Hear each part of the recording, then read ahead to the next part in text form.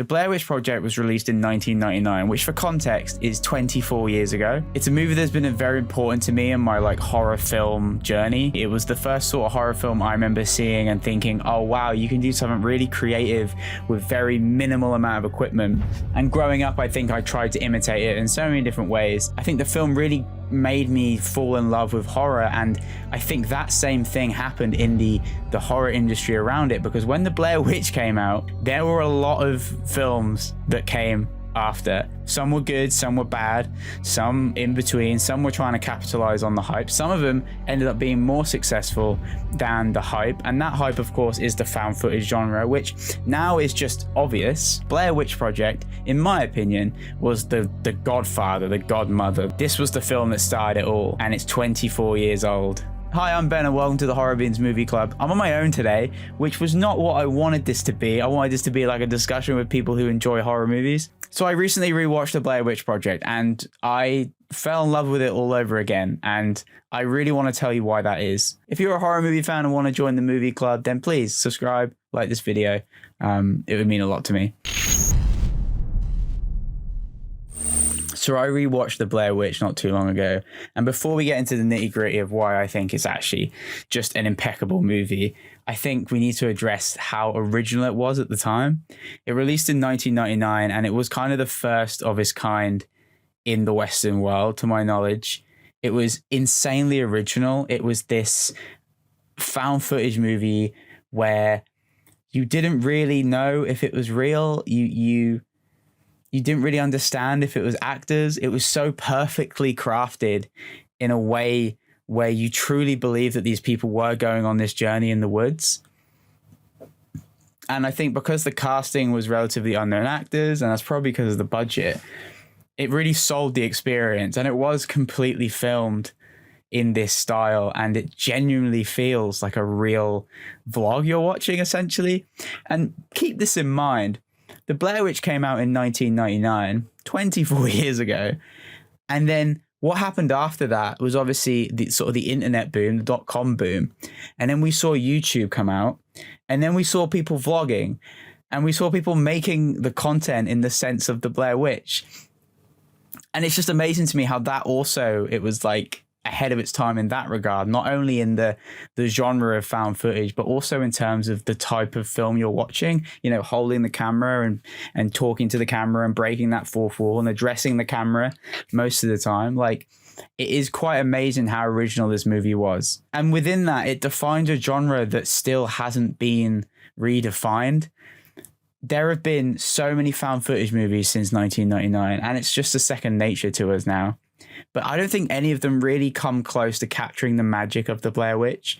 There have been movies that have taken the found footage genre and then pushed it further, have done things special with it, like top of my head, Donahue the Curse and Creep are really great examples of movies that have taken what the Blair Witch started and then took their own spin on it, or position the found footage format in a way that isn't, oh, we're looking at a documentary behind the scenes. Like Donahue the Curse is very much is taking historical footage and shifting it, and Creep is like we're watching the tapes of this psychopath, and then we're watching the descent of how we learn how crazy this man is through the eyes of this other guy who's making a movie. And these films have elevated it, but I don't think there has been a film since the Blair Witch, and I would love for someone to recommend me one that has quite nailed the essence of the original. It's like a masterclass in tension building and taking your time to craft a story and take your time to set a scene, and then it will lead to this sort of payoff at the end, which is short, but it's so sweet because you've had this build up for so long. And the Blair Witch, I think, just masterfully crafts it. There are moments, I think, when I rewatched it, sort of in the midsection, where, yeah, you could make the argument that the pacing is a bit slower than you might have remembered, but I don't want to say that's on the film. I want to say that's on me and how my life is going with short form content and TikTok, and how everything's quite punchy now. So I think that maybe my critique of the the pacing issue might just come from that, like how in the last 24 years, how we view media has changed, and therefore how we view films has completely changed. It's original. It's insanely good at building tension, and it's just so damn believable. These performances in the movie are so believable that I genuinely can't think of a movie where I was more... These are real people to me. These aren't actors. They're not reading a script. Like, is there even a script? I think a few times watching this now, first time I watched it, I was probably quite young. Watching it now, I'm like amazed that there was even a script at all. It all felt so natural, and the dialogue and the pacing and everything just feels so organic that I just don't think there was a script. But it obviously was, right? Was there a script? I don't know. I should look into it. I won't do it now, but it feels like there isn't a script. It's all very natural and organic. And the reactions and how, you know, how these characters react to this thing happening to them in this world is so believable. The descent of all the characters and how they start going a bit crazy because they keep repeating the same spots, and how they react to that information, it fluctuates. Like the main character Heather is very calm throughout the entire movie, and then, you know, she spikes in her emotional state, and then she'll go back down again. And you got Michael, who's very quiet, and then he has these outbursts. And the same with Josh. He kind of... And it really captures like the human element of what this would be like, being trapped in this forest for 3 days, or how many other days it was, 5 minutes probably, because that's the curse.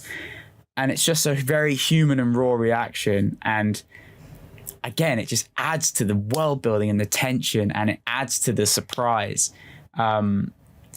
And the other thing I love about it is it's just so minimal. It's so simple. It relies heavily on sound design, and it makes you think about like how much your imagination can actually shape your fear.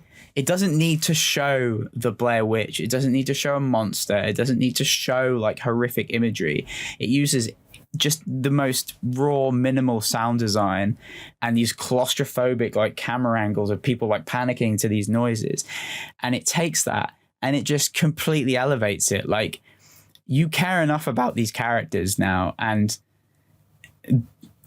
because of that, you're just so lost in this world. So when you hear like these random noises that aren't that scary isolated, but in this world, it's like terrifying. Like it really shows that like the actual scariest thing about watching a horror movie, and like in my opinion, is not necessarily the content. It's how your imagination perceives it. So like you're watching a horror movie and you're like, what's around that corner? What's around that bend?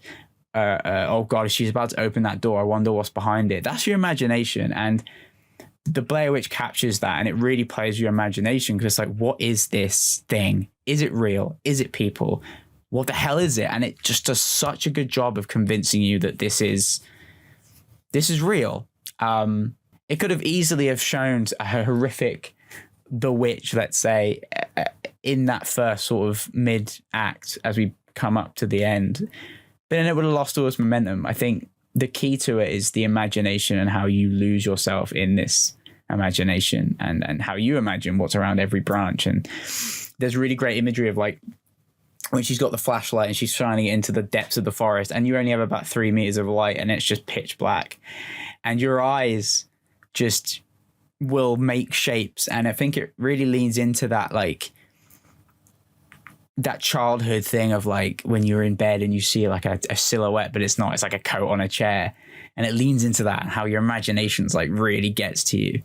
And I like that the backstory's slim too. Speaking of the characters, like we don't really know a lot about these people. We just know enough that we know the stakes. We know that Heather wants to make this film really badly. She's roped in Michael and Josh. They're her friends, and they just want her to succeed. But we don't need to know anything else about them. They don't need to have an edge to them beyond that. We just know that they're there to make a movie, and Michael needs to get to work in 2 days, and Heather wants to make a documentary. And it's amazing what they did with this cast. I haven't looked into like what they're up to these days, but it's amazing how they pulled it off. And it's just honestly such an incredible movie. And speaking of how they pulled it off, so I got some notes here, which really just kind of gives you the idea of how they made this movie. So at around 46, this is verbatim, the reading. It says, at around 46 minutes, in a scene where the main actors are sleeping in a tent, the tent suddenly violently shakes and they all get scared. So if you remember that scene, this was completely unscripted and the director shook the tent. The actors were actually scared. Like, sure. A little bit crazy, sure. Psychotic director behavior, but like, if you want to get an idea of how raw this film is, like, that is exactly what I mean. Like, you've actually got genuine reactions. And I mean, that's just like one situation. I'm sure there was tons on set where, you know, they had this real emotional reaction. And I wonder, like, did they just camp out for the whole time for the shoot?